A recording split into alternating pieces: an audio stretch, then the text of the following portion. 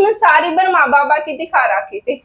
मैं बहुत शुक्रिया करूंगी उस टाइम पे हम ना थे, क्योंकि आज जे नहीं चाल रहे माता में इतना जोश आज जे नहीं, तो उस टाइम पे तो क्यों कर चाल दे। आज जे हिम्मत हार जाए, अगर बालक नु कह देना माँ घर से बाहर नहीं जावेगी तो माँ घर से बाहर रखड़ दिए को ना।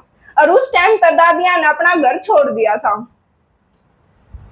जो ये खाट के पामे हैं उनके नीचे हाथ रख के उनके ऊपर बैठ जाया करते।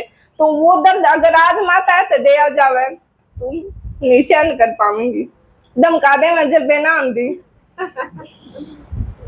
तुम्हारी सेवा बहुत अच्छी थी, बहुत अच्छा लगा उधर रह के, दीदी के साथ भी रहे, थोड़ी जिम्मेवारी भी निभाई, दीदी ने जो छोटी छोटी जिम्मेवारी दी थी बहुत अच्छा लगा। मैं कहूंगी कि एक बार जो नहीं गया है वो एक बार जाकर जरूर देखो, अच्छा लगा तो ठीक है ना, तो इसे तो आप हैं इससे तो नीचे जानते रहे। ओम शांति।